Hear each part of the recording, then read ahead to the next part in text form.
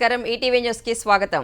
Visakha steel plant పరిరక్షణకు సిద్ధమైన కేంద్రం 11,440 కోట్ల రూపాయలతో ప్రత్యేక ప్యాకేజీని ప్రకటించింది. ఈ మేరకు ప్రధాని నరేంద్ర మోదీ నేతృత్వంలో నిన్న జరిగిన ఆర్థిక వ్యవహారాల కేబినెట్ కమిటీ సమావేశంలో నిర్ణయం తీసుకున్నట్లు కేంద్ర ప్రభుత్వం ఇవాళ అధికారిక ప్రకటన విడుదల చేసింది.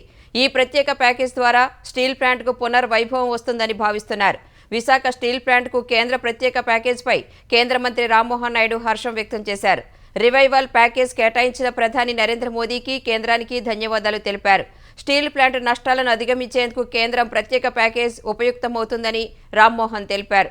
ప్లాంట్ పూర్తి ఉత్పాదనతో లాభాల బాటకు ప్యాకేజ్ దోహదం పడుతుందని వెల్లడించారు. ఏపీ అభివృద్ధి, ప్రజల ఆకాంక్షల పట్ల కేంద్ర ప్రభుత్వ చిత్తశుద్ధికి ఇదే నిదర్శనమని కేంద్ర మంత్రి పేర్కొన్నారు. విశాఖ ఉక్కు పరిశ్రమకు కేంద్ర ప్రభుత్వం ప్రత్యేక ప్యాకేజ్ ప్రకటనపై తెలుగుదేశం ఎమ్మెల్యేలు, నేతలు సంబరాలు చేసుకున్నారు. కార్యకర్తలతో కలిసి బాణాసంచా కాల్చి సందడి చేశారు. విశాఖ స్టీల్ ప్లాంట్ ప్రైవేటీకరణ ఆపడంలో విజయం సాధించామని భీమిలి ఎమ్మెల్యే గంటా శ్రీనివాసరావు అన్నారు. కొత్త ఏడాదిలో కేంద్రం నుంచి అన్ని మంచి వార్తలే వస్తున్నాయని సంతోషం వ్యక్తం చేశారు. తెలుగు ప్రజల తరపున ప్రధాని మోదీ, సీఎం చంద్రబాబుకు విశాఖ పశ్చిమ నియోజకవర్గ ఎమ్మెల్యే గణబాబు ధన్యవాదాలు తెలిపారు. వెంటిలేటర్పై ఉన్న స్టీల్ ప్లాంట్కి కూటమి సర్కార్ ఆక్సిజన్ ఇచ్చి నిలబెడుతోందన్నారు. నిషేధిత జాబితా నుంచి అక్రమంగా తొలగించిన భూములపై నిర్ణయం తీసుకునేందుకు మంత్రివర్గ ఉపసంఘం ఏర్పాటుకు ఆంధ్రప్రదేశ్ కేబినెట్ నిర్ణయించింది. ముఖ్యమంత్రి చంద్రబాబు అధ్యక్షతన సచివాలయంలో సమావేశమైన కేబినెట్ వైసీపీ హయాంలో దాదాపు 13.6 లక్షల ఎకరాల భూములు నిషేధిత జాబితా నుంచి తొలగించారని గుర్తించింది. ఈ అంశంపై అధ్యయనం చేసి ఆయా భూములను ఏం చేయాలన్న దానిపై వచ్చే కేబినెట్ సమావేశంలోగా అన్ని జిల్లాల ఇన్ఛార్జ్ మంత్రులు నివేదిక ఇవ్వాలని సీఎం చంద్రబాబు ఆదేశించారు. అనంతరం మంత్రుల కమిటీకి నివేదించాలని నిర్ణయించారు. సత్యసాయి, అన్నమయ్య, తిరుపతి జిల్లాల్లో పెద్ద ఎత్తున నిషేధిత జాబితా నుంచి భూములు తప్పించినట్టు స్పష్టమవుతోందన్నారు. అందరికీ ఇళ్లు పథకం కింద పేదలకు గ్రామాల్లో 3 సెంట్లు, పట్టణాలలో 2 సెంట్ల భూమి పంపిణీకి మార్గదర్శకాల జారీకి కేబినెట్ ఆమోదం తెలిపింది. అభ్యంతరం లేని ప్రభుత్వ స్థలాల్లో, ఆక్రమిత స్థలాల్లో 2019 అక్టోబర్ 15 వరకు నిర్మించుకున్న ఇళ్లను క్రమబద్ధీకరించేందుకు ఆమోదం తెలిపింది. గ్రామ, వార్డు సచివాలయాల రేషనలైజేషన్ ప్రక్రియకు ఆమోదం తెలిపింది. 62 నియోజకవర్గాల్లో 63 అన్నా క్యాంటీన్ల ఏర్పాటుకు నిర్ణయించింది. ఏపీ ఇండస్ట్రియల్ కారిడార్ డెవలప్మెంట్ కార్పొరేషన్కు కడప జిల్లా కొప్పర్తిలో 2,595 ఎకరాలు, కర్నూలులో 2,621 ఎకరాల భూ బదలాయింపునకు స్టాంపు డ్యూటీ మినహాయించింది. సింగపూర్ ఐటీఈ పాఠ్యాంశాలను ఉపయోగించుకోవడంతో పాటు స్కిల్ యూనివర్సిటీ ట్రైనర్లకు శిక్షణ ఇచ్చేలా సీఎం రేవంత్ రెడ్డి సమక్షంలో సింగపూర్ ఐటీఈతో యంగ్ ఇండియా స్కిల్ యూనివర్సిటీ ఒప్పందం చేసుకుంది. సింగపూర్ పర్యటనలో ఉన్న సీఎం రేవంత్ రెడ్డి, ఐటీ మంత్రి శ్రీధర్ బాబు బృందం తొలుత ఆ దేశ విదేశాంగ మంత్రి వివిఎన్ బాలకృష్ణన్తో సమావేశమైంది. వివిధ రంగాల్లో సింగపూర్తో దీర్ఘకాలిక సంబంధాలపై బాలకృష్ణన్, రేవంత్ రెడ్డి చర్చించారు. మౌలిక సదుపాయాల అభివృద్ధి, విద్యుత్, గ్రీన్ ఎనర్జీ, నీటి నిర్వహణ, మూసీ పునరుజ్జీవం, విద్య, స్కిల్ డెవలప్మెంట్, ఐటీ తదితర రంగాలపై చర్చించారు.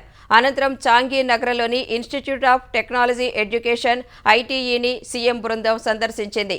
అక్కడ శిక్షణ ఇస్తున్న తీరు, కోర్సులు, సదుపాయాలను పరిశీలించారు. అనంతరం young India skill university VC Subbarao, ITE deputy director Fabian Chiang ఒప్పంద పత్రాలు మార్చుకున్నారు. సింగపూర్ ప్రభుత్వ ఆధ్వర్యంలోని ఐటీఈ 10వ తరగతి విద్యార్థుల నుంచి అన్ని వయసుల వారికి జాబ్ రెడీ శిక్షణ ఇస్తోంది. Skills for future, skills for life అనే నినాదంతో 100 కోర్సులకు ఆన్లైన్, క్యాంపస్ శిక్షణ ఇస్తున్న ఐటీఈలో ప్రస్తుతం 28,000 మంది శిక్షణ పొందుతున్నారు. తెలంగాణలో ఏ ఊరిలోనైనా 100% రుణమాఫీ జరిగిందని నిరూపిస్తే బీఆర్ఎస్ ఎమ్మెల్యేలందరం రాజీనామా చేస్తామని ఆ పార్టీ కార్యనిర్వాహక అధ్యక్షుడు కేటీఆర్ సీఎం రేవంత్ రెడ్డికి సవాల్ చేశారు. ఎన్నికల హామీలు నెరవేర్చకుండా కాంగ్రెస్ ప్రభుత్వం మోసం చేసిందని రంగారెడ్డి జిల్లా చేవెళ్ల నియోజకవర్గం షాబాద్లో బీఆర్ఎస్ నిర్వహించిన రైతు దీక్షలో ఆరోపించారు. మాజీ మంత్రులు సబితా ఇంద్రారెడ్డి, శ్రీనివాస్ గౌడ్ ఇతర బీఆర్ఎస్ నేతలతో కలిసి కేటీఆర్ రైతు దీక్షలో పాల్గొన్నారు. 6 గ్యారంటీల పేరుతో కాంగ్రెస్ పార్టీ తెలంగాణ ప్రజలను మోసం చేసిందని మండిపడ్డారు. మహిళలకు కాంగ్రెస్ పాలకులు 12,000 రూపాయలు, ఒక్కో రైతుకు 17,500 రూపాయలు బాకీ పడ్డారని ధ్వజమెత్తారు. 6 గ్యారంటీలు అని అర గ్యారంటీ మాత్రమే అమలు చేశారని ఎద్దేవా చేశారు. కాంగ్రెస్ ప్రభుత్వం రుణమాఫీ పూర్తిగా చేయలేదని దుయ్యబట్టారు. తెలంగాణ ప్రజలకు కాంగ్రెస్ పార్టీ ఇచ్చిన హామీలన్నీ అమలు చేసే వరకు పోరాడుతూనే ఉంటామని కేటీఆర్ స్పష్టం చేశారు. అధికారం కోల్పోయాక నిద్ర పట్టక కేటీఆర్ ఏది పడితే అది మాట్లాడుతున్నారని భువనగిరి ఎంపీ చామల కిరణ్ కుమార్ రెడ్డి ధ్వజమెత్తారు. బీఆర్ఎస్ 2014-18 ఎన్నికల మేనిఫెస్టోలో చెప్పిన అంశాల్లో 20% కూడా అమలు చేయలేదని విమర్శించారు. బీఆర్ఎస్ 10 ఏళ్ల పాలనలో రైతుల కోసం 84,000 కోట్లు ఖర్చు చేస్తే కాంగ్రెస్ ప్రభుత్వం ఒక్క ఏడాదిలోనే 50,000 కోట్లకు పైగా ఖర్చు చేసిందన్నారు. 24 లక్షల మంది రైతులకు 21,000 కోట్ల రూపాయల రుణమాఫీ చేశామని గుర్తు చేశారు. రైతు భరోసా, సాగు చేసే భూములకు మాత్రమే కాంగ్రెస్ ప్రభుత్వం ఇస్తుందని, రియల్ ఎస్టేట్ వెంచర్లకు, గుట్టలకు, రోడ్లకు ఇవ్వదని తెలిపారు. ప్రజాధనాన్ని బీఆర్ఎస్ దుర్వినియోగం చేసినట్లుగా తాము చేయమని చెప్పారు. అతి త్వరలో కేటీఆర్ చేసిన కుంభకోణాలు బయటకు రాబోతున్నాయని, హెచ్ఎండిఏ నిధులను కేటీఆర్ తన దోస్తుల కోసం ఖర్చు చేశారని ఎంపీ ఆరోపించారు. హైదరాబాద్లో కలకలం రేపిన అఫ్జల్గంజ్ కాల్పుల కేసులో పోలీసులు ముమ్మరంగా దర్యాప్తు చేస్తున్నారు. 10 ప్రత్యేక బృందాలతో హైదరాబాద్ సహా రాయ్పూర్, బీహార్లోని అనుమానిత ప్రాంతాల్లో గాలింపు చర్యలు కొనసాగుతున్నాయి. బీహార్కు చెందిన అమిత్ కుమార్ ముఠా ఈ కాల్పులకు పాల్పడినట్లుగా పోలీసులు గుర్తించినట్లు తెలుస్తోంది. బీదర్లో దోపిడీకి పాల్పడి హైదరాబాద్ చేరుకుని రాయ్పూర్ మీదుగా బీహార్కు పారిపోవాలని ప్రయత్నించినట్లు గుర్తించారు. దొంగలు హైదరాబాద్కు ఎలా చేరుకున్నారు అనే అంశంపై పోలీసులు దృష్టి సారించారు. కాల్పుల తరువాత అమిత్ ముఠా బీహార్ పారిపోయిందా లేదా అనే కోణంలో పోలీసులు విచారణ జరుపుతున్నారు. ముఠాలో ప్రధానంగా అమిత్ కుమార్పై బీహార్లో దోపిడీ, దొంగతనం వంటి పలు కేసులు ఉన్నట్లు పోలీసులు గుర్తించారు. వైఎస్ఆర్ జిల్లా పులివెందుల టీడీపీ నియోజకవర్గ ఇన్ఛార్జ్ బీటెక్ రవి అనుచరులు మరోసారి రెచ్చిపోయారు. కలెక్టరేట్లో నిన్న ఇసుక టెండర్లు వేయకుండా ఇతరులను అడ్డుకున్న బీటెక్ రవి అనుచరులు ఇవాళ టీడీపీ ఎమ్మెల్సీ రామ్ గోపాల్ రెడ్డి అనుచరుడు ప్రకాష్ పై దాడి చేశారు. రేషన్ షాపుల కోసం పరీక్ష రాయడానికి పులివెందుల అహోబిలం పాఠశాల కేంద్రానికి వచ్చిన ప్రకాష్ను బీటెక్ రవి అనుచరులు చితకబాదారు. పరీక్ష రాయకూడదని సూచిస్తూ విచక్షణారహితంగా కొట్టారు. పులివెందుల నియోజకవర్గంలోని 79 రేషన్ షాపులకు సంబంధించి 104 మందికి హాల్ టికెట్లు జారీ చేశారు. వీరిలో వేంపల్లెకు చెందిన ప్రకాష్ ఉన్నారు.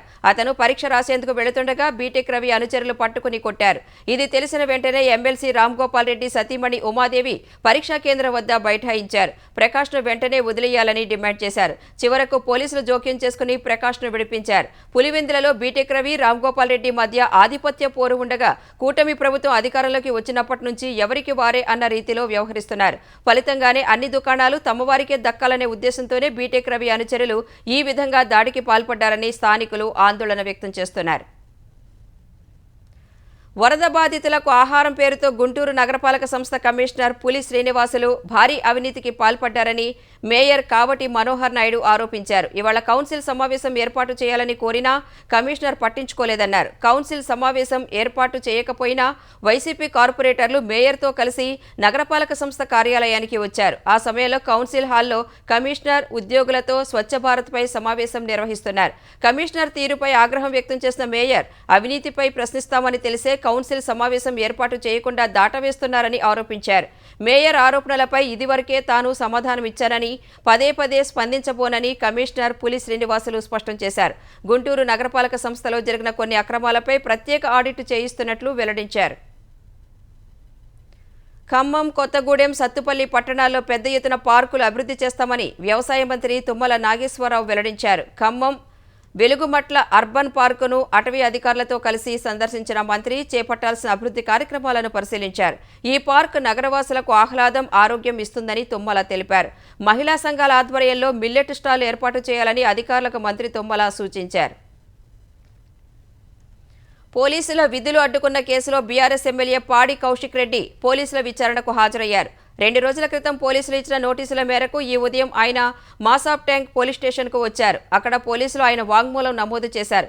ఈ విచారణలో మొత్తం 32 ప్రశ్నలు అడిగారని తెలిపిన కౌశిక్ రెడ్డి అడిగిన ప్రశ్నలే మళ్లీ అడిగారని చెప్పారు. ఇదే సమయంలో తన ఫోన్ ఎందుకు ట్యాప్ చేస్తున్నారని అడిగిన ప్రశ్నకు విచారణ అధికారి సమాధానం చెప్పలేకపోయారని తెలిపారు. ఈ కేసులో పోలీసులు ఎన్నిసార్లు పిలిచినా విచారణకు వస్తానన్న కౌశిక్ రెడ్డి ఎన్ని కేసులు పెట్టి ఇబ్బందులకు గురిచేసినా కాంగ్రెస్ 6 గ్యారంటీలు, 420 హామీలు అమలు చేసే వరకు ప్రభుత్వాన్ని ప్రశ్నిస్తూనే ఉంటామన్నారు.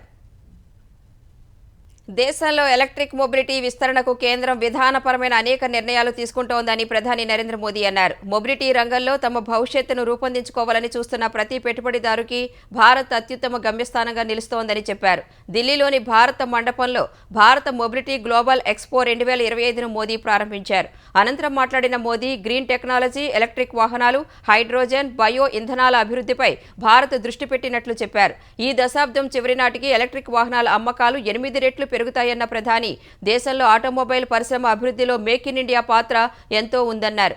ఉత్పత్తి ఆధారిత ప్రోత్సాహక పథకం తోడవడంతో మొబిలిటీ రంగంలో 2.25 లక్షల కోట్లకు పైగా అమ్మకాలు జరగగా ఆటోమొబైల్ రంగంలో 1.5 లక్షలకు పైగా ప్రత్యక్ష ఉద్యోగాలు వచ్చాయన్నారు. 2024-25 బడ్జెట్లో మౌలిక సదుపాయాల అభివృద్ధికి 11 లక్షల కోట్ల రూపాయలకు పైగా కేటాయించినట్టు గుర్తు చేశారు. దేశంలో ఆటో పరిశ్రమ వృద్ధికి, మధ్యతరగతి కలలు నెరవేర్చడంలో అపార సహకారాన్ని అందించిన దిగ్గజ పారిశ్రామికవేత్తలు రతన్ టాటా, ఒసాము సుజుకి సేవలపై ప్రశంసలు కురిపించారు. భారత్ మొబిలిటీ ఎక్స్పో 2025 ఈ నెల 22 వరకు జరగనుంది. పార్లమెంటు బడ్జెట్ సమావేశాలు ఈ నెల 31 నుంచి జరిగే అవకాశం ఉంది. తొలి రోజున పార్లమెంటు ఉభయ సభలను ఉద్దేశించి రాష్ట్రపతి ప్రసంగిస్తారు. 2 విడతలు జరిగే ఈ సమావేశాలు తొలుత జనవరి 31 నుంచి ఫిబ్రవరి 13 వరకు జరగనున్నాయి. ఫిబ్రవరి 1న 2025-26 ఆర్థిక సంవత్సరానికి బడ్జెట్ను కేంద్రం పార్లమెంట్లో ప్రవేశపెట్టనుంది. మార్చి 10 నుంచి ఏప్రిల్ 4 వరకు రెండో విడత సమావేశాలు జరగనున్నాయి. ఢిల్లీ అసెంబ్లీ ఎన్నికల కారణంగా ఫిబ్రవరి 5న పార్లమెంటు కార్యకలాపాలకు సెలవు ఇవ్వనున్నారు. బాలీవుడ్ నటుడు సైఫ్ అలీ ఖాన్ పై కత్తితో దాడి ఘటనపై పోలీసుల దర్యాప్తు కొనసాగుతోంది. మొత్తం 20 బృందాలు నిందితుడి కోసం విస్తృతంగా గాలిస్తున్నాయి. ముంబైలో పలువురు ఇన్ఫార్మర్ల సాయంతో నిందితుడికి సంబంధించిన సమాచారాన్ని రాబట్టేందుకు పోలీసులు ప్రయత్నిస్తున్నారు. సైఫ్ పై దాడి జరిగినప్పుడు సమీపంలో క్రియాశీలంగా ఉన్న అన్ని మొబైల్ ఫోన్ల సాంకేతిక డేటాను సేకరించారు. అటు సైఫ్ అలీ ఖాన్ ఆరోగ్యం క్రమంగా మెరుగుపడుతోందని ఆయనకు చికిత్స చేస్తున్న ముంబై లీలావతి వైద్యులు తెలిపారు. సైఫ్ను ఐసీయూ నుంచి సాధారణ వార్డుకు మార్చినట్టు తెలిపిన వైద్యులు సైఫ్ చేయి, మెడపై గాయాలకు ప్లాస్టిక్ సర్జరీ చేసినట్టు వివరించారు. సైఫ్ వెన్నులో చిక్కుకున్న కత్తిని తొలగించినట్టు తెలిపారు. సైఫ్ ప్రస్తుతం సాధారణ ఆహారం తీసుకుంటున్నారని తెలిపిన వైద్యులు ప్రస్తుతం అందరితో మాట్లాడుతున్నారని, నడుస్తున్నారని స్పష్టం చేశారు.